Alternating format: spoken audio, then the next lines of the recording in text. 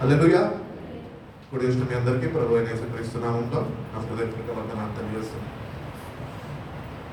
మరి ఈరోజు ఏర్పాటు చేయబడిన వాక్యాలు మనం ధ్యానించుకున్నాం. కొద్దిసేపు నిర్భయ గ్రంథము 16వ అధ్యాయము 14వ వాక్యం నుంచి చదువుకున్నాను. యెహోవా సెలవిచ్చు మాట ఏమనగా, నేను వాళ్ళ పితరులకు ఇచ్చిన దేశమునకు వాళ్ళని మరలా నేను రప్పించదను. కనుక రాబో దినములలో ఐగుప్తు దేశంలో నుండి ఇశ్రాయేలును రప్పించిన యెహోవా జీవము తోడని ఇక మీద అనక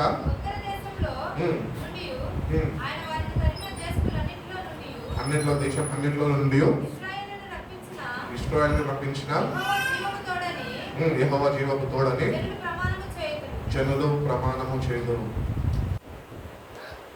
ఇక్కడ మనం చదువుకున్న వాక్యము మనం ధ్యానించినట్లయితే కనుక, however the days are coming, declares the Lord, when men will no longer say, as surely as the Lord lives who brought Israel up out of Egypt.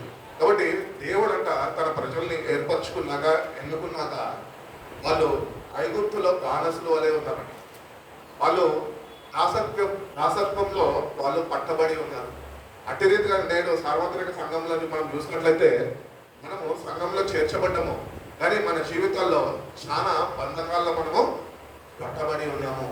ఈ ప్రవచన వాక్కు తెలియజేస్తున్నది ఏంటంటే, దేవుడు అంటే తన ప్రజలని ఆనాడు ఐగుప్తు నుంచి ఎట్టి రీతిగా అయితే వాళ్ళని బంధకాల నుంచి విడిపించాడో, నేడు ఆ దేవుడు తెలియజేస్తున్న మాట ఏంటంటే, మీరు కానీ నా వైపు చూడగలితే, నన్ను వేడుకోగలితే, నా సహాయము మీరు పొందుకోగలితే, నేను మిమ్మల్ని బంధకాలన్నిటి నుంచి మిమ్మల్ని నేను విడిపిస్తాను, నేను మళ్ళా నా యొద్దకు మిమ్మల్ని రప్పించుకుంటాను అంటున్నాడు దేవుడు. కాబట్టి దేవుడైతే సిద్ధంగా ఉన్నాడు, కానీ మనం సిద్ధంగా ఉన్నాం ఆయన వైపు తిరగదాన్ని. దేవుడైతే మనల్ని తల్లి గర్భంలో రూపింపబడుతుంటే, నేను నిన్ను ఎరిగి ఉన్నాను, నిన్ను పేరు పెట్టి పిలుచుకున్నా అని చెప్పాడు. అట్టి రీతిగా చూడము, నేను నా అరచేతిలో మిమ్మల్ని చెక్కుతున్నా అని చెప్పి ఉన్నాడు. కాబట్టి God is always full of mercy. కృపావాత్సల్యం మన పట్ల ఆయన ప్రతిదినము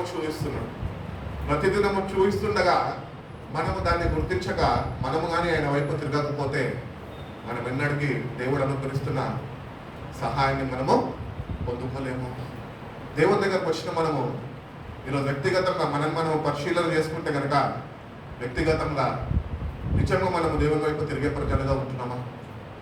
దేవుని మీద ఆధారపడే ప్రజలుగా ఉంటున్నామా? మనము ఏ బంధకాల్లో అయితే పట్టబడి ఉన్నామో ఆ బంధకాల నుంచి దేవుడు నన్ను విడిపిస్తాడు అన్న విశ్వాసంతో నువ్వు దేవుని యొద్దకి నేడు నువ్వు రాగలుగుతున్నావు. దేవుడు అదే కోరుకుంటున్నాడు, విశ్వాసంతోనే నా వైపు చూడు. హెబ్రీయులకు రాసిన పత్రికలు అంటాడు కదా, విశ్వాసానికి కర్త, దాన్ని కొనసాగించు, యేసు వైపు చూచుచు మీ ముందున్న పరుగుని మీరు తుదముట్టించండి అంటున్నాడు. కాబట్టి ఈ జీవితము అనేది ఒక ప్రయాణం. ఈ ప్రయాణంలో ఎన్నో ఆటంకులు, ఇబ్బందులు, ఎన్నో అవమానాలు, ఎన్నో శోధనలు వస్తూ ఉంటాయి. ఇవన్నిటిని మనము జయించాలంటే కనుక, మనము మన బాధ్యసత్వం నుంచి విడుదల పొందుకోవాలంటే కనుక మనం యేసు వైపు చూసేవారుగా మనం ఉండాలి. దేవుడు అదే కోరుకుంటాడు తన ప్రజల దగ్గర నుంచి. ఏంటంటే, నా బిడ్డ నా వైపు చూసి ఈ ప్రయాణాన్ని కొనసాగిస్తారా?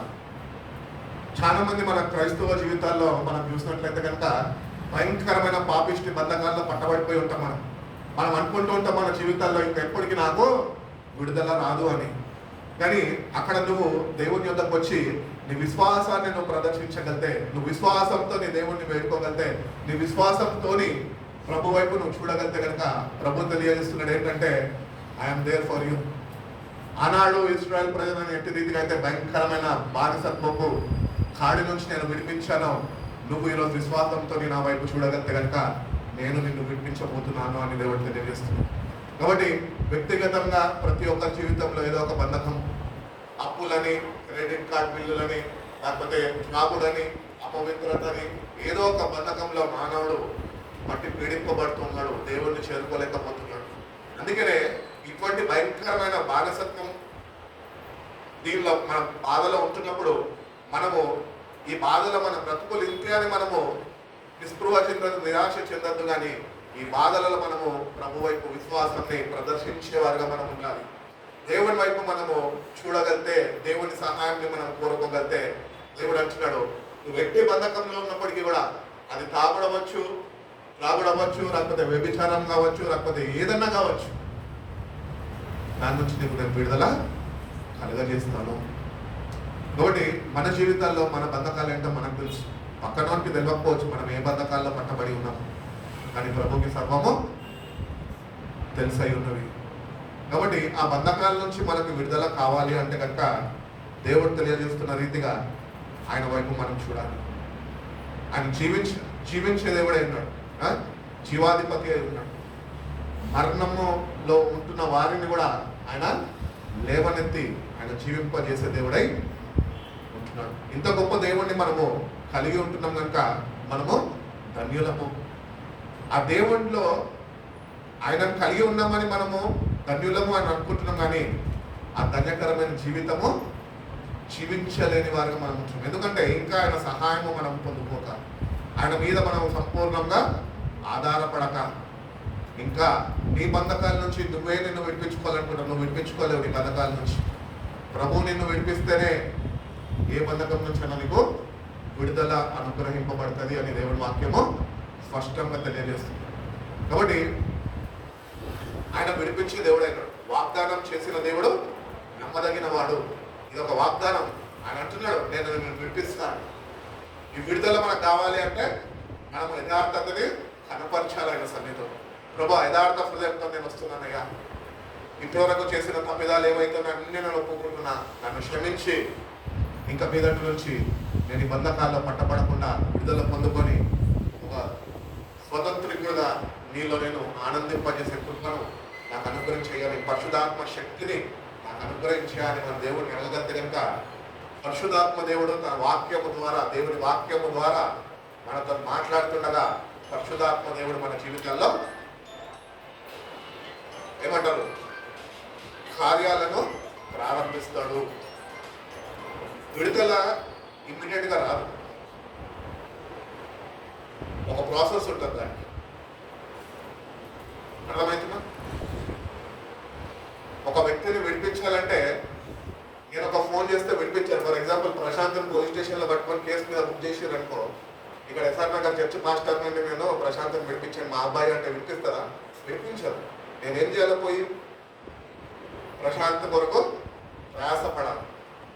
పోలీస్ స్టేషన్కి వెళ్ళాలా, కన్సర్న్ పోలీస్ ఆఫీసర్ని కలవాలా, స్టేషన్ మాస్టర్ని కలవాలా, కంప్లైంట్ ఏంటో తెలుసుకోవాలా, ఏం తప్పు చేసిండు కనుక్కోవాలా, ఆ తప్పు దానికి క్షమాపణ ఎట్టి రీతిగా నేను కనుక్కోవాలో అక్కడ నేను రిక్వెస్ట్ లెటర్ పెట్టుకొని వాళ్ళతో కన్విన్స్ చేసుకుంటేనే వాళ్ళు రేపటి దినాన ఆ ప్రాసెస్ కంప్లీట్ అయిపోయినాక ఆ కుమారుడికి విడుదల అనుగ్రహిస్తారు. ద సేమ్ ప్రాసెస్ దేవునితో కూడా మన దగ్గర.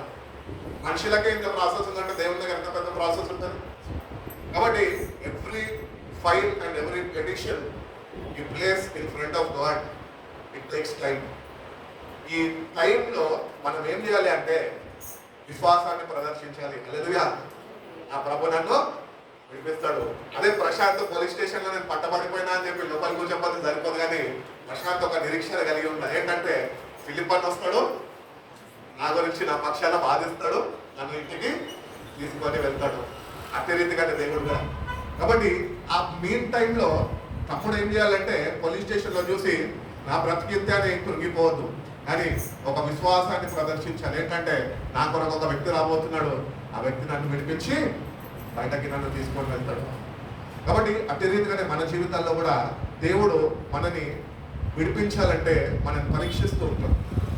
ఆ పరీక్షలను మనం ఏం చేయాలంటే మన విశ్వాసాన్ని మనం ప్రదర్శించేవారిగా ఉండాలి. అంతేగాని విశ్వాసము లేకుండా, విశ్వాసం లేని విశ్వాసహీనుడుగాను ఒక మిగిలిపోయి నిరుత్సాహంతో అయ్యో ఎందుకు ఇట్లా అయిపోయింది, నేను చేశాను కాబట్టే కదా, నేను ఒక చెయ్యని తప్పున్నా కూడా నన్ను ఎందుకు వినిపించారు అని అట్టి ఆలోచన కలిగి ఉండద్దు. మనం ఒకటే ఒక ఆలోచన కలిగి ఉండాలి. ఏం ఆలోచన అంటే నా దేవుడు నాతో ఉన్నాడు, నా దేవుడు తప్పక నన్ను విడిపిస్తాడు. ఐగుప్తులో యోసేపుని పట్టుకున్నారు, అవునా? యోసేపు అమ్మేశారు. యోసేపు ఎన్ని సంవత్సరాలు ఉన్నాడని చెరసాలలో? 14 సంవత్సరాలు. యోసేపు ఏమన్నా కృంగిపోయాడా? యోసేపు ఎందుకు కృంగిపోలేదు తెలుసా? యోసేపుకి తెలుసు తన దేవుడు ఎవరు. ఈరోజు నీ దేవుడు ఎవరో నీకు తెలుసా? నీ సమస్యలను కొట్టుమిట్టాడుతున్నావా, కృంగిపోతున్నావా, నిరుత్సాహము నిస్పృహతో నిండిపోతున్నావే, దిగజారిపోతున్నావే, విశ్వాసంలో విశ్వాసహీనుడు అయిపోతున్నావే. ఎందుకు తెలుసా? ఈ కారణాలన్నీ నీ జీవితంలో ఎదుర్కొంటున్నావు. నీకు విశ్వాసము లేక, నీ దేవుడు ఎవరు నువ్వు తెలుసుకోక నువ్వు కృంగిపోతున్నావు. కానీ యోసేపు కృంగిపోలేదు. యోసేపుకి తెలుసు తన దేవుడు ఒక రోజు వాడిని జ్ఞాపకం చేసుకునే తప్పక ఐగుప్తుల సింహాసనం మీద కూర్చోబెట్టే శక్తివంతుడు అని యోసేపు జ్ఞాపకం చేసుకొని దేవుడిని స్తుతిస్తూ ఉంటాం. కాబట్టి మన జీవితాల్లో కూడా ఏ స్థితిగతుల్లో మనం పడున్నప్పటికీ కూడా don't think your life is only అక్కడే, అదే నా స్థితి అని అనుకోవద్దు. ఆ స్థితిలో కూడా ఉంటున్నప్పటికీ కూడా నువ్వు ఒకటే గుర్తించాలి. ఏంటి అంటే, నా దేవుడు నాకు ఒక రోజు వీటి నుంచి నాకు విడుదల కలగజేయబోతున్నాడు అని విశ్వాసం నువ్వు ప్రదర్శించి, విశ్వాసం నిలిపిగా నువ్వు నిల్చుంటే కనుక ఏ బంధకాల్లో అయితే నువ్వు పట్టబడి ఉన్నావో ఆ బంధకాల నుంచి నీకు త్వరలో నా దేవుడు విడుదల నీకు అనుగ్రహించబోతున్నాడు అని దేవుని వాక్యము మనకు చదివిస్తుంది. అటు రీతిగా తెలియజేస్తాడు. నేను కొంతమంది జాలర్లను పంపిస్తాను మనుషులను పట్టుకోవడానికి. మత్తయి సువార్త 4:19 అంటాడు కదా, I will make you fishers of men. మనుషులు పట్టే జాలర్ల వల్ల మిమ్మల్ని చేస్తాను. ఈరోజు నిజంగా చర్చలో చేర్చబడి ఉన్నాం మనందరం. మనం నిజంగా చేపలు పట్టే జాలర్లాగా ఉన్నామా, మనుషులు పట్టే జాలర్లాగా మారిపోయినామా? ఆ మార్పు దేవుడు మనకు ఇవ్వాలని అనుగ్రహిస్తాడు. ఇదే ఒక విడుదల మన జీవితాల్లో. ఏంటి అంటే, మనము పట్టబడి ఉన్న బంధకాల నుంచి విడుదల పొందుకోవాలి. విడుదల పొందుకున్న మనము ఇతరులు ఏ బంధకాల్లో ఉన్నారో వాళ్ళని కూడా విడిపించేవారుగా దేవుని శక్తిని మనము పొందుకునే వారమై ఉండాలి అని దేవుడు ఎంతగానో ఆశిస్తున్నాడు. అందుకనే దేవుడు నిన్ను నన్ను ఏర్పరచుకున్నాడు ఈ లోకంలో. ఈ లోకంలో ఎంతమంది ఉన్నారు, ఎంతమంది జ్ఞానులు ఉన్నారు, ఎంతమంది ధనవంతులు ఉన్నారు, ఎంతమంది చదువుకున్న వాళ్ళు ఉన్నారు. కానీ దేవుడు ఎందుకు నిన్ను నన్ను ఏర్పరచుకున్నాడు? ఎందుకంటే దేవుడు నీతోనే తన పనిని జరిగించాలని ఆయన ఎదురు చూస్తున్నాడు. కాబట్టి we have to have a willing spirit. ప్రభా నన్ను విడిపించు, నేను ఇతరులని విడిపిస్తాను, నీ యొద్దకు నేను వాళ్ళని నడిపిస్తాను అని అటు విశ్వాసమును దేవుని దగ్గర అటు రీతిగా ఒక తీర్మానము నువ్వు చేసుకోవాలి. అటు విశ్వాసం కలిగి నువ్వు జీవించగలిగితే కనుక ప్రతి ఒక్క బంధకాల నుంచి దేవుడు నీకు విడుదల కలగజేస్తాడు. చాలా మంది వస్తూ ఉంటారు, అయ్యగారు ప్రార్థన చేయండి, మా ఆయన తాగుబోతూ, లేకపోతే మా ఆవిడ ఇటువంటిది అట్లాంటిది అని ఎన్నెన్నో కంప్లైంట్స్ చెప్తూ ఉంటారు. ఎందుకంటే ఫ్యామిలీ అన్నప్పుడు ఫ్యామిలీ అంటే ఏంటి? Problem centre. ఎన్నో ప్రాబ్లమ్స్ ఉంటాయి, అన్నింటినీ సాల్వ్ చేయాలి హస్బెండ్. సో ఇట్లా చెప్తున్నప్పుడు నేను ఒకటే చెప్తాను, పాస్టర్ ప్రార్థన చేసినంత మాత్రాన నీ ఫ్యామిలీ ప్రాబ్లమ్స్ తీరవు. నీ అంతటా నువ్వు ప్రార్థన చేసి విశ్వాసాన్ని నువ్వు ప్రదర్శిస్తే, దేవుని సన్నిధిలో వేసి ఉండగలితే ఆ ఆటోమేటిక్గా తీరిపోతుంది. పాస్టర్ ప్రార్థన చేసినంత ప్రాబ్లం పోతే కనుక పాస్టర్లు ఇప్పుడు దేవుళ్ళు అయిపోయాడు. కాబట్టి మనకు ఉండాలి విశ్వాసం. నా దేవుడు నన్ను విడిపిస్తాడు, నా జీవితాన్ని మారుస్తాడు, ఒక మార్పుని నాకు కలగజేస్తాడు, ఒక నూతన సృష్టిగా నన్ను ఆయన తీర్చిదిద్దుతాడు. అందుకనే బైబిల్ చెప్తుంది, క్రీస్తు నందు ఉన్నవాడు నూతన సృష్టి, పాతవాడిని గతించాను, సమస్తము క్రొత్తవాయను.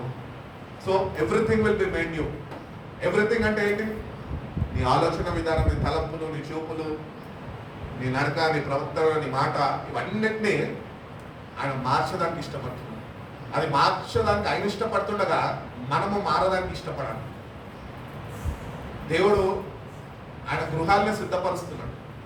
యోహాను సువార్త 14 ప్రకారం ఆ గృహాన్ని ఆయన సిద్ధపరుస్తుండగా ఇక్కడ మనము క్రైస్తవ భక్తి చేసుకొని ఉండిపోమని కాదు, కానీ ఇక్కడ మనం సిద్ధపాటు కలిగి ఉండాలి. He is giving us time so that we may turn to Him and receive the forgiveness of sins.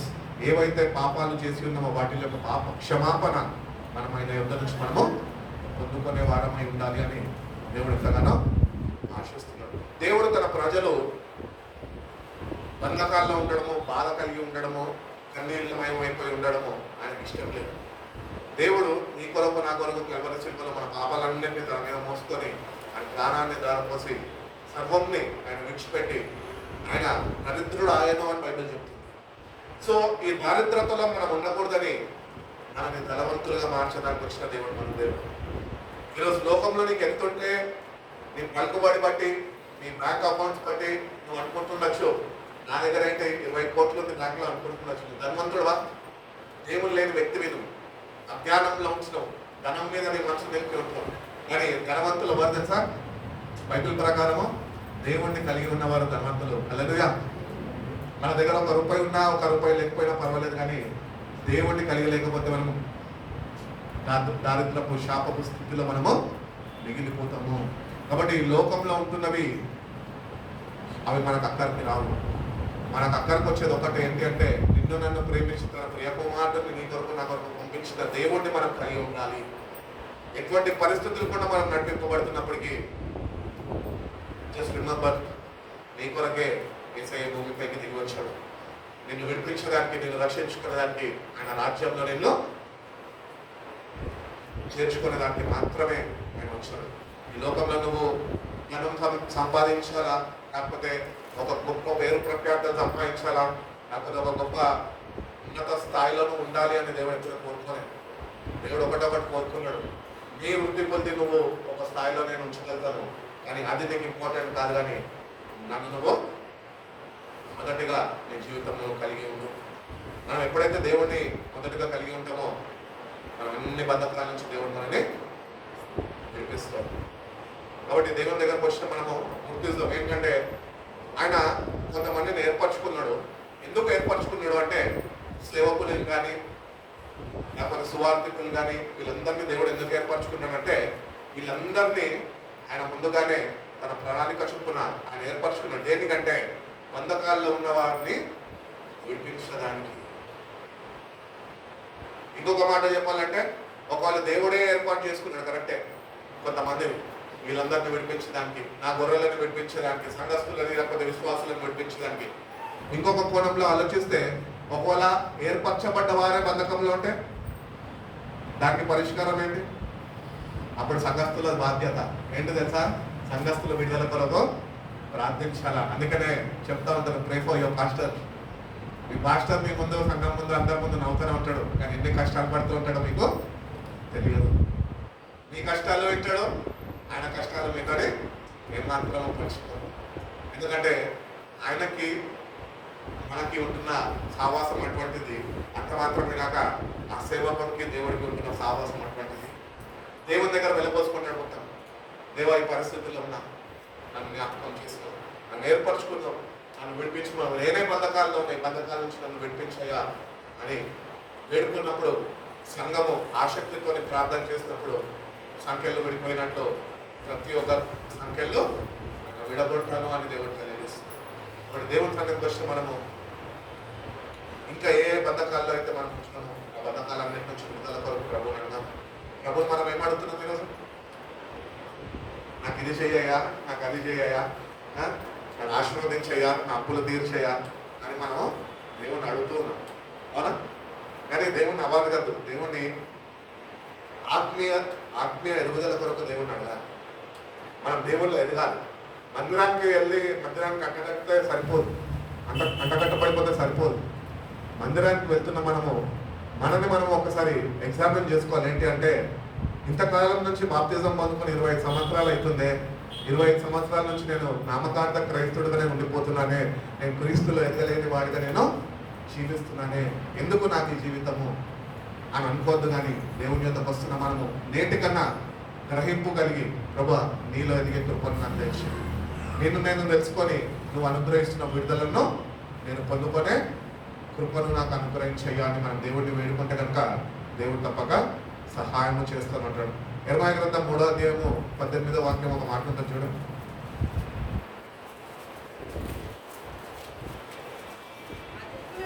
ఆ దినములలో యూదా వంశస్థులను ఇశ్రాయేలు వంశస్థులను కలిసి ఉత్తర దేశం నుండి ప్రయాణమై వచ్చేదరు. నేను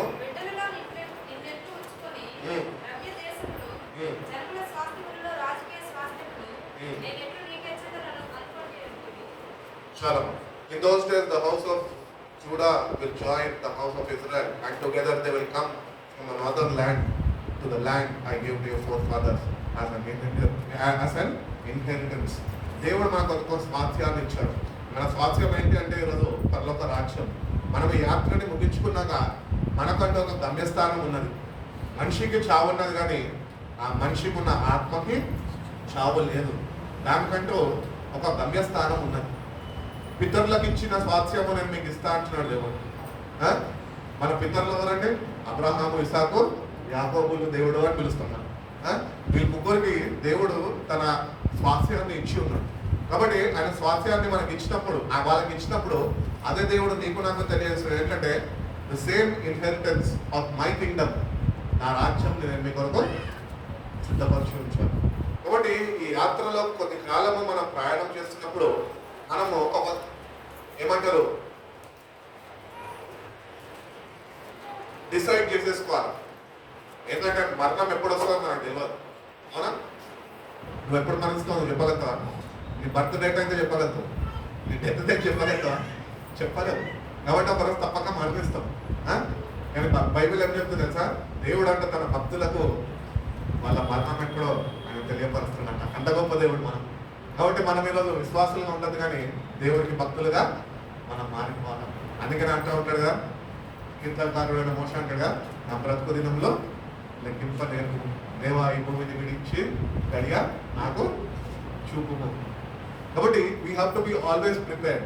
ఎందుకంటే మనకంటూ వాడబారని స్వాస్థ్యం ఒకటి సిద్ధపరచబడి ఉన్నది. ఒకరోజు మనం అందరం అక్కడ చేరాలి. అక్కడ చేరాలి అంటే నీ మనసు దాని మీద నువ్వు నిలిపి ఉండాలి. అందుకే అంటున్నాడు కదా, పత్రికల్లో భక్తులు అంటాడు ఏమంటాడంటే, ఒకవేళ మీరు క్రీస్తుతో లేపబడిన వారైతే మీరు పైన వాటినే వెతకండి. అంటే ఈరోజు మనం కిందున్న వాటిని వెతుకుతున్నామంటే మనం ఇంకా క్రీస్తుతోనే లేపబడలేదు. ఎప్పుడు లేపబడతాము? ఇంకొక 5 years తీసుకున్నాము. అప్పటికి నువ్వు ఉంటావో నేను ఉంటానో మనకు తెలియదు. సమయం ఉన్నప్పుడే, సమయం పోనీయక నీ కొరకు ఒక ఇటర్నల్ కింగ్డమ్ దేవుడు సిద్ధపరిచి ఉంచాడు. కాబట్టి eternal Kingdom is ever lasting. దాన్ని ఎవరు కదల్చలేరు, దాన్ని ఎవరు చెరపలేరు, ఎవరు దాన్ని ఏమి చేయలేరు. అటువంటి రాజ్యాన్ని దేవుడు నీ కొరకు, నా కొరకు, మనందరి కొరకు ఆయన సిద్ధపరిచి ఉంచాడు. కాబట్టి మనము ఒకసారి మనము ఎగ్జామిన్ చేసుకుంటే కనుక, భక్తి చేస్తున్నాము, మందిరానికి వెళ్తున్నాము, టైంకి కానుకలు ఇస్తున్నాము, దశమ భాగాలు ఇస్తున్నాము, అంతా బాగానే ఉంది. కానీ ఇవన్నీ చేస్తున్న నువ్వు క్రీస్తుతో లేపబడిన వ్యక్తివేనా, పైన వెతికే వ్యక్తివేనా నువ్వు? లేకపోతే కింద ఉన్న వాటివి వెతుకున్నావు. యోహాను రాసిన పత్రికలు అంటాడు కదా, ఈ లోకంలో ఉన్నామంట ఏంటంట? నేత్రాశ, శరీరాశ, ఆమె తండ్రి వల్ల కలిగినవి కావు. మరి ఎందుకు నీలో ఉంటున్నాయి అవి? అంటే నువ్వు తండ్రి సావాసివి కావు అని అర్థం. దాన్ని అవి మనం తొలగించుకోవాలి. ఇవే బంధకాలు మనం బట్టి ఆ రాజ్యంలోనికి, ఆ స్వాస్థ్యంలోనికి చేరనీయకుండా మనం అడ్డుకుంటున్నాయి. మన డబ్బు కానీ, మన హోదా కానీ, మనకుంటున్న బ్యాంక్ బ్యాలెన్స్లు కానీ, మనకుంటున్న పలుకుబడి కానీ, ఇవన్నిటి మీద మనం ఆధారపడుతున్నప్పుడు ఏమైపోతుందంటే మనము మోసపరుచుకొని రేపు దేవుడు అనుగ్రహిస్తున్న నిత్య రాజ్యానికి మనము చేరలేని వారుగా, నిత్య స్వాస్థ్యానికి మనం చేరలేని వారుగా తప్పిపోతాము. అందుకనే మన గురి, మన గమ్యము ఆయన ఉన్నాడు. కాబట్టి దేవుని దగ్గరికి వచ్చిన మనము ఒకటొకటి గుర్తిస్తాం. ఏంటంటే దేవుడు తెలియజేస్తున్నాడు, నేను రప్పించుకుంటాను మిమ్మల్ని, నేను అర్థం మీరు రావడానికి మిమ్మల్ని సిద్ధపరచుకుంటున్నాను. ఇంకా లోకంలో కొద్ది కాలం బతకాలని అందరికీ ఆశ ఉంటుంది. అవునా? చనిపోవాలని ఆశ ఎవరికైనా ఉందా? పెద్దోళ్ళకి ఉండదు, ముసలి వారికి ఉండదు, వయసులో ఉన్న వారికి అసలు ఉండదు. ఇంకా కొద్ది కాలం అనుభవించాలి పాపిష్టి లోకాన్ని. ఇది మన ఆశ. కానీ ఒకటి గుర్తిద్దాం క్రైస్తవులుగా, ఏంటి తెలుసా? ఈ లోకాన్ని వీక్షించిన మరక్షణానే మనకి దేవుడు ఇచ్చిన సుఖప్రదమైన నిరీక్షణ ఏంటి తెలుసా? అయుగ యుగాలు దేవుని రాజ్యంలో అపరిశుద్ధులతో కలిసి ప్రభుని స్థుతించే గొప్ప భాగ్యాన్ని, అటువంటి ధన్యకరమైన జీవితాన్ని, అటువంటి విలువైన రక్షణని దేవుడు నీకు, నాకు, మనందరికీ ఇచ్చి ఉన్నాడు. దాన్ని ఎట్టి రీతిని కొనసాగిస్తుంది. బైబిల్ చెప్తుంది కదా, నీకు అనుగ్రహింపబడిన రక్షణ నువ్వు భయముతోనూ వణుకుతోనూ కొనసాగించు. ఉందా దేవుని యందు భయం? చచ్చిపోతే ఎక్కడికి వెళ్ళిపోతావు తెలుసా? మనందరికీ తెలుసు మనం ఎక్కడికి వెళ్ళిపోతాము. మొదటి చెప్పమంటే నేటి కన్నా డబ్బు వైపు తిరుగుదాం. ఆ భయంకరమైన నరకము అనేది ఒకటి ఉంది, కాసుకొని దేవుడు ఏర్పరచుకున్న తన స్వరూపంలో చేసిన ప్రతి ఒక్క మానవుడిని అది మృంగివేయడానికి, కాల్చడానికి అది ప్రతినిత్యము మండుతూనే ఉన్నది. ఎంతోమంది భక్తి సాగరాల్లో చేసి, భక్తి సాగరాల్లో ముందుకి నడిపించబడి పేరు ప్రఖ్యాతులు పొందిన వారు ఎంతోమంది, వాళ్ళు అనుకున్నది ఒకటి, అయింది ఇంకొకటి. వాళ్ళు అనుకున్నారు, నేను కాబట్టి చర్చిలో ఫ్లాన్ లేపించినాను, నేను కాబట్టి నా బెంచుల మీద పేర్లు రాయించుకున్నాను. మా కుటుంబం కాబట్టి చర్చికి ఇంత చేసింది అని నేను ఒకటొకటి చెప్పగలుగుతాను. వాళ్ళు ఎవరు చేరలేరు ఆయన రాజ్యంలోనికి. ఎవరో అయిపోతే నీకు ఎందుకు కానీ నువ్వు చేరగలుగుతావా? ఈరోజు అటువంటి నిరీక్షణ, అటువంటి సావాసము, అటువంటి జీవితము నువ్వు జీవించగలుగుతున్నావు. ఒకవేళ లేకపోతే కనుక కనువిప్పు కలిగి ఉంటే నేటి నుంచి ఈనాడు ఒకవేళ నీ ఆఖరి క్షణమై ఉంటే, ఆఖరి దినమై ఉంటే, నువ్వు కను మూస్తే ఈ యాత్రని ముగించుకుంటే ఎక్కడ కళ్ళు తెలుస్తావు? దేవుడు ఏర్పరచుకుంటాం. మన ఏర్పాటు నుంచి తొలగిపోతామేమో. ఎందుకంటే వాక్యం చెప్తుంది కదా, పిలువబడ్డవారు అనేకులు కానీ ఏర్పాటులో ఉన్నవారు కొందరే. అందరికీ కూడా దేవుని రాజ్యం, క్రైస్తవులది దేవుని రాజ్యం అనుకోవద్దు. క్రైస్తవులలో మార్పు చెంది పాపక్షమాపణ పొందుకొని నిజమైన మారు మనసు కలిగి ఇంకా జీవించిన కొద్ది కాలము ప్రభు కొరకు జీవించిన వారు ఎవరైతే ఉంటారో వాళ్ళకి మాత్రమే ఆ రాజ్యమైన అనుగ్రహిస్తూ అందరికీ ఏమైనా అటువంటి అర్హతని మనం కలిగి చేసుకోవాలి. దేవుని యొక్క నుంచి పొందుకోవాలి. అట్టి రీతిగా ఒక ప్రత్యేకమైన జీవితం ప్రభు కొరకు జీవించాలి. నీ కొరకే కదా. మనం ఇక్కడ ఎంతమంది కూడుకున్నప్పటికీ వ్యక్తిగతంగా నీ కొరకు ప్రభు కల్వరి శిలలో ఆయన మరణించి ఉన్నాడు. అతను గుర్తించి నేటి నుంచి మనము జీవిస్తున్న ఈ పాపిష్టి జీవితాన్ని నుంచి మనము విడుదల పొందుకోవాలి అని దేవుణ్ణి వేడుకోవాలి.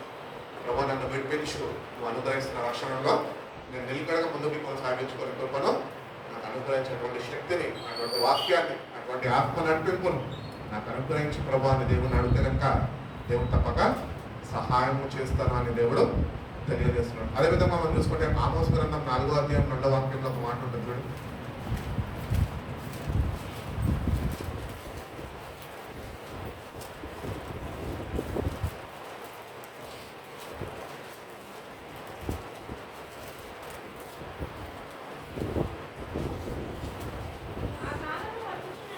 నాలుగవ అధ్యాయము 2వ వాక్యం.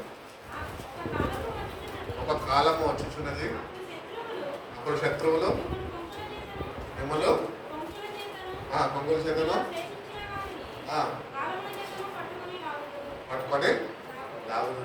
ఇక్కడ మాట మనం గమనించినట్లయితే కనుక ఎందరైతే దేవుడు మనకి ఆహ్వానము నేటికి కూడా ఆయన చేతులు చాపి ఆయన యుద్ధకు రమ్మంటుండగా మనం నేటికి కూడా ఆయన వైపు తిరగకపోతే కనుక ఈ అపవాది అయిన సాతాను ఎవరైతున్నాడో వాడు కుంకలు వేసి మనని నరకానికి ఇచ్చుకొని వెళ్ళిపోతాడు. కాబట్టి దేవుడు పిలుస్తుండగా మనం ఈ రోజున ఆయన స్వరాన్ని గుర్తించి ఆయన వైపు తిరగాలి. నిత్య నాశనాన్ని నుంచి తప్పించబడాలంటే ప్రతి ఒక్క క్రైస్తుడు దేవుని స్వరంకి లోబడాలి. పాట పాడతాం కదా, రమ్మనుచున్నాడు నిన్ను ప్రభు యేసు రమ్మనుచున్నాడు.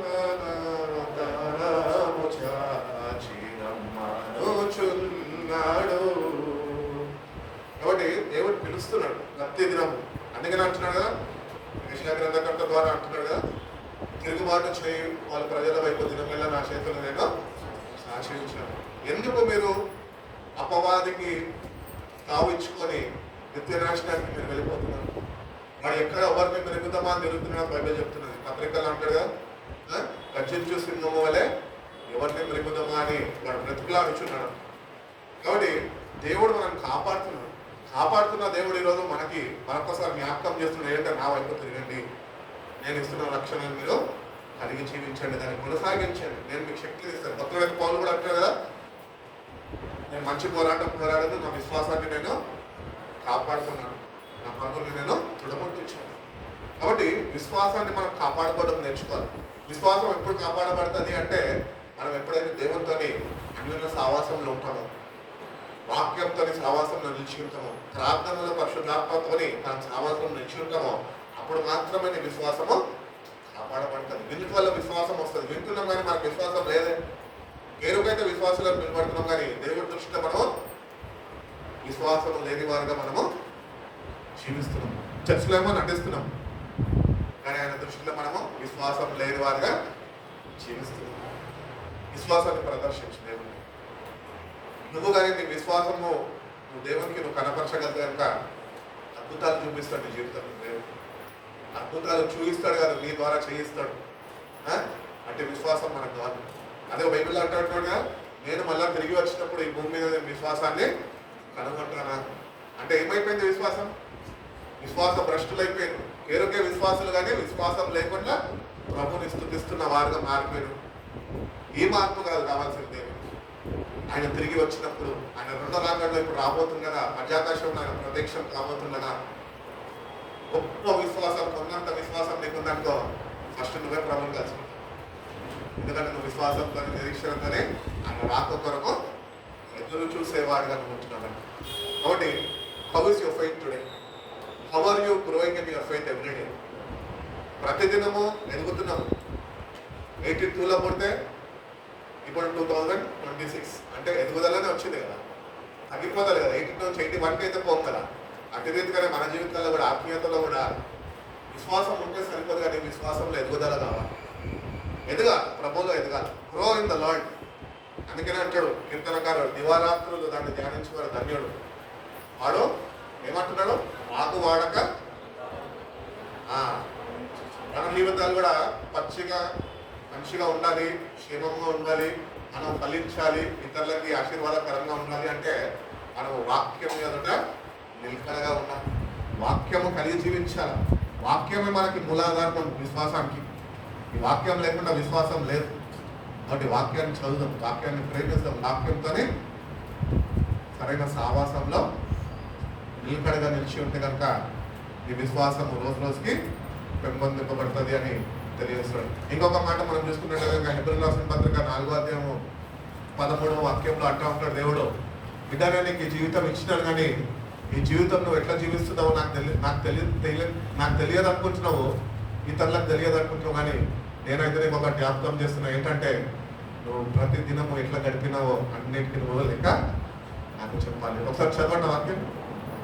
4వ అధ్యాయంలో హెబ్రీయులకు రాసిన పత్రిక 13వ వాక్యం. మరియు ఆయన దృష్టికి కనబడిన సృష్టి ఏదీ లేదు, మనము ఎవరికి లెక్క చెప్పవలసి ఉన్నదో ఆ దేవుని కన్నులకు సమస్తమును మరుగులేక తేటగా ఉన్నది. God knows everything about you and me. నువ్వేంటో దేవుడికి తెలుసు, నేనేంటో దేవుడికి తెలుసు. ఆయన ముందు మనం నటించదు. కానీ నటించకపోతే ఏం చేద్దాం? యథార్థ హృదయంతో మనం ఏంటో మనం ఒప్పుకుంటాం. దేవుడిని అడుగుతాం, ప్రభా బంధకాల్లో ఉన్నాను కదా, నువ్వు విడిపించు, నీ సహాయం నాకు అనుగ్రహించు, నీ విడుదల కొరకు నేను నీ సన్నిధిలో వేచి ఉంటున్నాను, నీ సహాయం కొరకు నేను ఎదురు చూస్తున్నాను. నువ్వు తప్పక నన్ను ఇక్కడి నుంచి నువ్వు లేవనెత్తుతావు, నన్ను నడిపిస్తావు, నన్ను రక్షిస్తావు, నన్ను నడిపిస్తావు అని ఆ విశ్వాసాన్ని మనము ప్రదర్శించాను దేవుని సన్నిధిలో. దేవుని దగ్గరికి అయితే ప్రార్థన చేయడం అంటే ఏదో అవసరాల నిమిత్తం ప్రార్థన అలవాటు అయిపోయింది మనందరికీ. కష్టాలు వచ్చినప్పుడు ప్రార్థన చేస్తాం, ఇంట్లో సమస్యలు వచ్చినప్పుడు, ఆరోగ్య పరిస్థితులు బాగాలేనప్పుడు, హాస్పిటల్లో ఎవరన్నా జాయిన్ చేసినప్పుడు అప్పుడు దేవుడికి ప్రార్థన చేస్తాం, ప్రభాని సహాయం కావాలని. కానీ మనము నిత్యంగా మనని మనం చూసుకుంటే ఆత్మీయతలో మనము మరణ భయంలో పట్టబడి ఉన్నాము. చనిపోతే ఎక్కడికి వెళ్ళిపోతాం తెలియని అయోమయ స్థితిలో మనం ఉంటున్నాం. ఎంత పెద్ద ఆపదలో మనం ఉన్నాం తెలుసా? ఇప్పుడు కన్ను మూస్తే నువ్వు ఎక్కడ కన్ను తెలుస్తుంది తెలుసా? జాగ్రత్త వహించి నేటి కన్నా. ఎందుకంటే దేవుడికి ఒకరు మనం అందరం లెక్క అమ్మ చెప్పాల్సిందే. నేటికన్నా ఒక తీర్మానం కలిగి దేవుడికి చెప్పు, ప్రభా గతం గత వదిలేసిన నేను బాకలు, నేను ఇప్పటి నుంచి నీ కొరకు జీవిస్తున్నాను, ఇప్పటి నుంచి నేను నీ మీద ఆధారపడతాను, ఇప్పటి నుంచి నేను నీ వాక్యము చదువుతున్నాను, ఇప్పటి నుంచి నేను నీ ఆజ్ఞలను పాటిస్తానయ్యా, ఇప్పటి నుంచి నీ చిత్తాన్ని నా జీవితంలో నేను జరిగిస్తానయ్యా, నీ సహాయం నాకు అనుగ్రహించాలని మన దేవుడిని అడిగితే కనుక దేవుడు తప్పక మనకి సహాయం చేస్తారంట. గద్దుల రాసిన పత్రిక 4వ అధ్యాయం 8వ వాక్యంలో మాట చూసుకొని ముందుకెళ్ళి.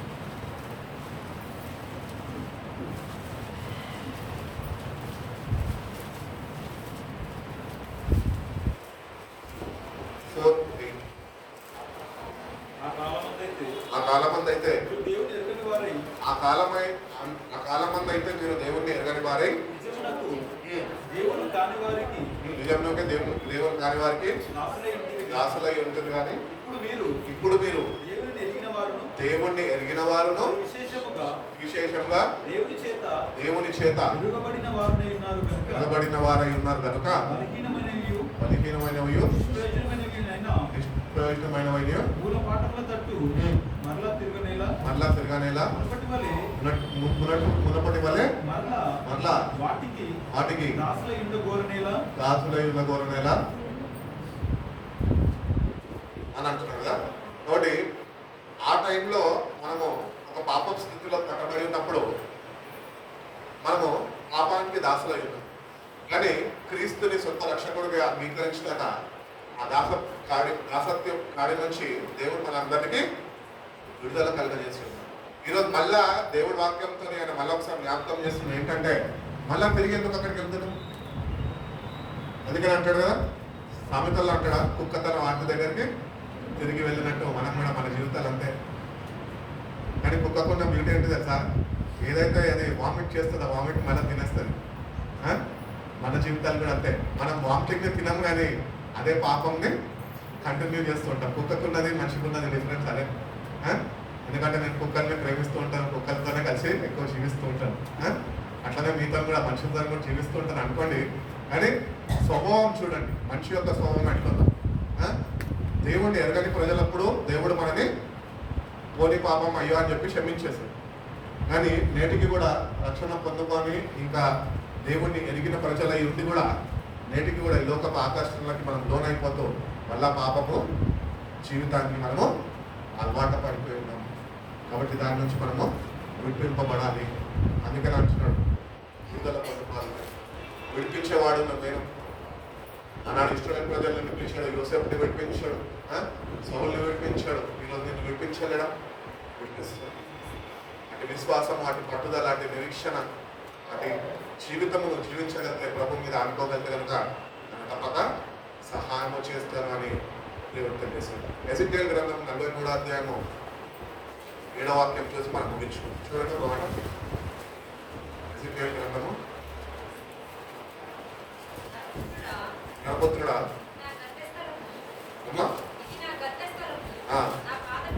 నా పాదపీఠము, ఇక్కడ నేను ఇశ్రాయేలు మధ్య నిత్యము నివసించేదను. వారికను జాగ్రత్తము చేసి కట్టి కామైనను తమ రాజులైనను అపవిత్ర పరచక ఇందులో నాకుని వారికి మధ్యలో గోడ మాత్రము నా గడప దగ్గర నా ద్వారమాత్రము దగ్గర కట్టి క్రియల చేత నా పరిశుద్ధ నామంకు రోషన్ కలుగుటకై నేను వాళ్ళని నాశనం చేసి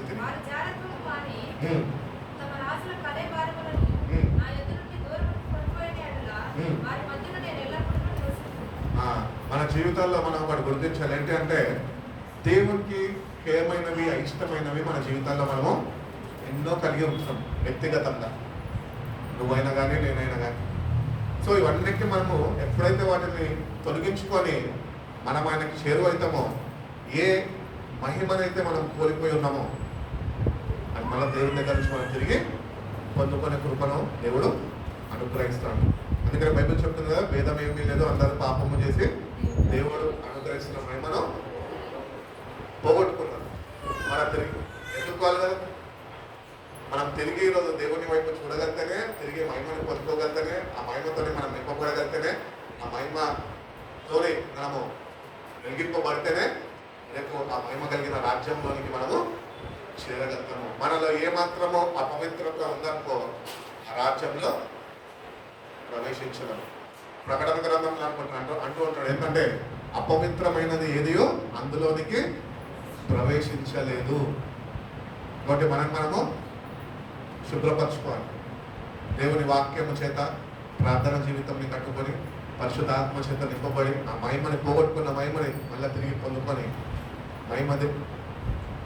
మహిమతో నింపబడి ఆయన అతి త్వరలో రాబోతుండగా, మహిమ శరీరంగా మనకి మార్చబోతుండగా అటు సిద్ధపాటు మనకు ఉంటేనే ఆ రాజ్యంలోనికి మనము చేర్చబడగలుగుతాము అని దేవుడు తెలియజేస్తాడు. అందుకని యోహాను సువార్త 14లో అంటాడుగా, మీ హృదయాన్ని కలవరపడలేదు, నా తండ్రి అనేక గృహాలు నేను వెళ్ళి సిద్ధపరిచి మళ్ళీ మీ వద్దకు నేను వస్తాను, ఎందుకంటే నేను ఉంటున్న స్థలంలో మీరు కూడా నాతోనే ఉండాలని నేను వచ్చి మిమ్మల్ని మళ్ళా నేను తీసుకొని వెళ్తాను. ఈ శుభప్రదమైన నిరీక్షణ దేవుడు మనకి ఇచ్చాడు. అందుకని అంటాడు పత్రికలో ఇంకొక మాట, ఇతరుల వల్ల మీరు దుఃఖించద్దు, నిరీక్షణ లేని ఇతరుల వల్ల మీరు దుఃఖించద్దు. God has given you a blessed hope that He is coming back. ఎందుకు దేవుడు తిరిగి వస్తున్నాడు కదా సార్? నీ కొరకే, నా కొరకే. మరి ఆయన మన కొరకు తిరిగి వస్తుండగా మనం ఆయన కొరకు ఎట్టి రీతిగా సిద్ధపాటు కలిగి ఉంది. అంటే నిరీక్షణ మనం ప్రదర్శించాలి, విశ్వాసంలో మనము నిలకడగా ఉండాలి. అందుకని భక్తుడైన పౌలు అంటున్నాడు కదా, ఆ విశ్వాసాన్ని మేము కాపాడుకున్నాము. నీ విశ్వాసంలో కాపాడుకోకపోతే కనుక అపవాది అయిన సాతాను నీ విశ్వాసాన్ని దొంగిలించేస్తున్నాడు. లోకంలో నిన్ను ముంచివేస్తాడు, ఆ నిత్య నాశనానికి వాడు నిన్ను ఇచ్చుకొని వెళ్ళిపోతున్నాడు. కాబట్టి విశ్వాసాన్ని కాపాడు. ప్రతిదినము ఫోన్లో బ్యాటరీ చెక్ చేసుకుంటామా? బయటకు వెళ్ళేటప్పుడు కంపల్సరీగా, ఆఫీసులు పోయేటప్పుడు కంపల్సరీ, కాల్స్ లేకపోతే పనులు కావు కదా. బ్యాటరీ ఎట్లయితే మనం రోజు 100% ఉంటేనే పోతాం కదా. దయచేసి ఇంకొక మాట చెప్తా, ఫోన్లు పాడవకుండా ఉండాలి అంటే 80% బ్యాటరీనే ఛార్జ్ చేయండి. దానిలో ఉంటుంది ఆప్షన్, ఫుల్ ఛార్జ్ పెట్టద్దు, 80% ఛార్జ్ పెట్టండి. అప్పుడు మీకు ఫోన్ ఇంకొక 4 సంవత్సరాలు ఎక్కువ పనిచేస్తుంది, బ్యాటరీ ప్రాబ్లం లేకుండా, డివైస్ ప్రాబ్లం లేకుండా. అట్టి రీతిగానే మన విశ్వాసాన్ని కూడా ప్రతిదినం మనం చెక్ చేసుకోవాలి. ఎట్లా ఉంటున్నాను నేను? మన విశ్వాసం 100% ఎక్కడైతే తెలుసా? ప్రభు మధ్యాకాశంలో వచ్చినప్పుడు అది ఫుల్ ఛార్జ్ చూపిస్తుంది. అప్పుడు వల్ల మనము 80, 70, 60, 40, 30, 10, 5 అట్లా కొట్టుమిట్టాడుతూ ఉంటాం విశ్వాసం. కాబట్టి ప్రతిదినం మన విశ్వాసం కూడా వాక్యం చేత ఛార్జ్ చేయబడుతూ ఉంటాం, ప్రార్థన చేత దేవుడు అనుగ్రహిస్తే ఆత్మ చేత నింపబడుతూ ఉండాలి.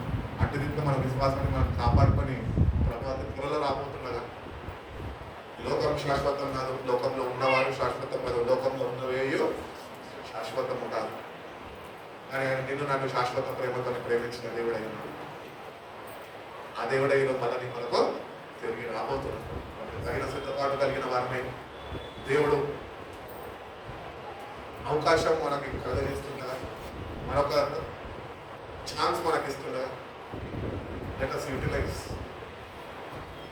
చులకనగా తీసుకోకు దేవుని ప్రేమ, దేవుడు ఇస్తున్న అవకాశాలు. ఎందుకంటే దేవుడు నీ మీద జాలిపడి ఈరోజు నీకు ఒక అవకాశం ఇచ్చాడేమో, అని రేపు ఇవ్వకపోతే ఈ అవకాశం పోగొట్టుకున్నట్టుగా. అది ఈరోజు మన వైపు కలిగి ఎవరు రక్షణ వాళ్ళది అని బైబిల్ చెప్తుంది. నీ తల్లి నేను రక్షించదు, తండ్రి నేను రక్షించలేడు, నీ కాపాడి నేను రక్షించలేడు, ఎవరు నేను రక్షించడు. నీ రక్షణ నువ్వు కాపాడుకోవాలి. దేవుడు నీకు ఉచితంగా ఇచ్చున్నాడు. విశ్వాసం కూడా దేవుడు మనకి అనుగ్రహించున్నాడు. విశ్వాసం అనేది దేవుని దగ్గర నుంచి అనుగ్రహింపబడిన ఒక వరం. ఎందుకంటే విశ్వాసానికి కర్త ఆయన. ఎవరైతే ఆయన లోకరక్షకుడు, నా పాపాల నిమిత్తం కల్వరి శిలువలో మరణించాడు అని నోటితో నొప్పుకొని నీటిలో బాప్తిజం పొందుతున్నారో ఆనాడే విశ్వాసం అనే బీజము వాళ్ళలో ఉంచుకున్నారు. బైబిల్ పత్రికల్లో ఇంకొంచెం ధ్యానిస్తుంటే కనుక చెప్తూ ఉంటాడు, ఏనాడైతే మీరు క్రీస్తుని సొంత రక్షకుడిగా అంగీకరించారో ఆనాడే మీరు పరిశుద్ధాత్మతోనే ఉద్ధరింపబడి ఉన్నారు. You not have to request God for the Holy Spirit. Holy Spirit మనకు ఆల్రెడీ తోడుగా ఉంది. ఆదరణకర్తగా ఆయన మనకు ఈ భూమిపైకి పంపబడ్డాడు. ఈరోజు మనం ఏం చేయాలంటే వాక్యంలో ఎదుగుతున్న కొద్ది పరిశుద్ధాత్మతోని అన్ని సావాసంలో మనము బలపరచబడగలుగుతాము. వాక్యం ఎదుగుదల లేక నువ్వు పరిశుద్ధాత్మలను బలపరచబడదు. అందుకని మన దేవుడు త్రియేక దేవుడు, తండ్రి కుమార పరిశుద్ధాత్మ. పరిశుద్ధాత్మ యుగంలో ఉంచినాము, అంత మాత్రమే కాక రాకడ సమయంలో ఉంచినాము. దేవుడు తన సంఘాన్ని తన పరిశుద్ధ రాకడ కొరకు ఆయన సిద్ధపరుస్తున్నాడు. ఆ సంఘంలో నువ్వు ఉంటున్నావా ఈరోజు? అంటే సిద్ధపాటు కలిగి జీవిస్తున్నావా? లేకపోతే లోకం మీద ఆశల వైపు నిలవబడుతున్నావా? ఇంకా నిన్ను నువ్వు జాగ్రత్త వహించు. ఇంటికి అనుగ్రహించిన రక్షణే నిర్లక్ష్యంతో పోగొట్టు. నిలుపులు మనసుని దేవుని రాజ్యం మీద. ఆ రాజ్యంలో కన్నీరు ఉండదు అని చెప్తుంది బయట. దుఃఖం ఉండదు, బాధ ఉండదు, ఆకలి ఉండదు. అక్కడ ఇప్పుడు ప్రభులో ఆనందించడమే. అటువంటి రాజ్యము దేవుడు మన కొరకు ఇవ్వబోతుండగా అటువంటి ఎక్సైట్మెంట్తోని మనం ఉండాలి. అటువంటి ఏమంటారు ఎక్సైట్మెంట్ అంటే ఏమంటారు తెలుగులో? ఉల్లాసం, ఉత్సాహంతో మనము ఎదురు చూడాలి. అప్పుడే మనం దేవుని దృష్టిలో ప్రీతికరమైన వారమై, దేవుని బిడ్డల వారమై, ఆయన ప్రజలమై మనము ఆయన దృష్టిలో మనము కనబడతాం. కాబట్టి దేవుని దగ్గరకు వచ్చిన మనము నేటి నుంచి ఏవైతే బంధకాలు ఉన్నాయో అన్ని బంధకాల గురించి దేవుని సన్నిధిలో వేచి బిడ్డల కొరకు అడుగు దేవుని టైం పడుతుందండి. వెయిట్, డెలివరెన్స్ అనేది దేవుడు నీకు తప్పక ఇస్తాడు. ఇస్రాయేల్ ప్రజలు ఎన్ని రోజులు బాధపడ్డారండి? 500 ఎన్ని సంవత్సరాలు? 430 సంవత్సరాలు. మనం బ్రతుకుతాం అసలు ఆ బానిసత్వం కాదు, మొదటి సంవత్సరంలోనే చనిపోతాం మనం. కానీ ఇస్రాయేల్ ప్రజలు 430 సంవత్సరాలు దేవుని వైపు చూసి వాళ్ళు మొరపెట్టగా ఆ మొరలో వాళ్ళ బాధలు అంట దేవుడు వాళ్ళ వైపు చెవియోగ్యం, వాళ్ళ బాధల్లో వాళ్ళని ప్రార్థనలో ఆలకించి వాళ్ళని వినిపించున్నాడు. కాబట్టి ఈ లోకం నుంచి మన అందరికీ విడుదల కావాలా, ఆ రాజ్యంలోనికి ఒక సిద్ధపాటు కావాలి. కాబట్టి విడుదల మనకి ఈ లోకంలో కావాలి అంటే కనుక మనం కూడా దేవుని సన్నిధిలో వేచి ఉన్నాం. ఇస్రాయేల్ ప్రజలు ఎంత కష్టపడ్డారో, నీకు అంత కష్టము 430 సంవత్సరాలు దేవుడిని కష్టపడడం లేదు. ఎందుకంటే మనిషి ఆయువు ఎంత అని చెప్తుంది బైబిల్? 70 సంవత్సరాలు, అధిక బలం అంటే 80 సంవత్సరాలు. అంతా ఆయుధమే దుఃఖమే. ఈ కొద్ది సమయంలో దేవుని మీద ఆత్మబలం దేవుడు ఇచ్చేస్తాడు నీ జీవితం. ఇప్పుడు ఆల్మోస్ట్ జీవితం అయిపోయింది. ఇప్పుడు మేము అందరం ఓవర్ టీనేజర్స్ కాదు, మిడిల్ ఏజర్స్. మేము అందరం 40 క్లాస్ దాటేసినాం, 40-45 దాటేసినాం. ఇంకా మహా అంటే ఎంత బతుకుతామండి? నేనైతే ఎస్టిమేషన్ వేసుకున్నాను ఇంకొక 15 years బతుకుతాను అంతే. దేవుడు ఆగిస్తే తర్వాత సంగతి అది. కానీ ఉంటున్న పరిస్థితుల్లో కానీ ఆరోగ్యపరంగా లేకపోతే ఉంటున్న ఆహార పరంగా మనం చూసుకున్నట్టయితే అంత తింటే అంతా నకిలీనే. మన బ్రతికే నకిలీ అయిపోయింది. ఆ నకిలీ బతుకు అంతం కాక మునిపే మనం ఒరిజినల్లోకి వచ్చేసారు. దేవుడు మనం ఎట్లా చేశాడు, ఎట్లా రూపించుకున్నాడు అంటే రీతిగానే మన జీవితాన్ని మనం తిరిగి మళ్ళా రూపొందించి మన దేవుడిని అడిగి దేవుని దగ్గరికి మనం చేరువైతే కనుక ఆయన పరిశుద్ధ రాకడలో ఆయన ప్రత్యక్షం కాబోతుండగా ఆయన తప్పక నిన్ను నన్ను జ్ఞాపకం చేసుకుని ఆయన రాజ్యంలోనికి మనమే చేర్చుకుంటాడు. సిద్ధపాటు దేవుడు మనకి అనుగ్రహిస్తాడు. దేవుడు అటువంటి కృప మనందరికీ అనుగ్రహించి మనం బలపరిచి నడిపించుడు దాకా కళ్ళు మూసుకొని ప్రార్థన చేశాడు. పరిశుద్ధుడా, ప్రేమ కలిగిన సేవకు తండ్రి మమ్మల్ని ఎంతగానో ప్రేమించిన ప్రభావ గత పిల్లలతో మమ్మల్ని కాశీనామాలు ప్రభావ మొదటి 7వ మాసంలో మొదటి పునరుద్ధాన దినమునైనా ఇంటి రీతిగా మేము కలుసుకొని నీ పరిశుద్ధ నామంలో స్థుతించుకొని భాగ్యాన్ని నేను తరుణాన్ని మాకు దయచేసి విధానం కనిపిస్తున్నాను ప్రభావ. నేను వాక్యాన్ని ఫలింపజేయండి ప్రభావ. అవును ప్రభావ, మా బద్ధకాల నుంచి నేను మీరు విడిపించే దేవుడు అని మరొకసారి మాకు జ్ఞాపకం చేస్తూ విధానం బట్టి తీసుకొస్తున్నారు ప్రభావ. ఏ బద్ధకాల్లో అయితే మేము కట్టబడి ఉన్నామో ప్రభావ, బద్ధకాలన్నింటి నుంచి మేము విడుదల పొందుకునే వారుగా ప్రభావ నీ సన్నిధిలో మేము వేచి ఉండి ప్రభావ ప్రార్థించినైనా నీ పరిశుధాత్మ సహాయం ద్వారానే విడుదల పొందుకునే కృపను ప్రతి ఒక్కరికి మేము తెచ్చి నీ ఆత్మకార్యాలను మా జీవితంలో జరిగించిన ప్రభావ. అవును ప్రభావ, లోకంలో ఉంటున్న ప్రభావ ఎన్నో బద్ధకాల మధ్యన మేము కొట్టుమిట్టాడుతున్నాము. అయినప్పటికీ నేను మమ్మల్ని మీరు ఎంతగానో ప్రేమించి నేటి వరకునైనా బలమైన రెక్కల నుండి కాచి కాపాడుతున్న విధానం బట్టి మీకు స్తోత్రాలు ప్రభావ. నా జీవితానికి నేను మాకు అవకాశాన్ని తరుణాన్ని మీరు ప్లే చేస్తున్నాను ప్రభావ.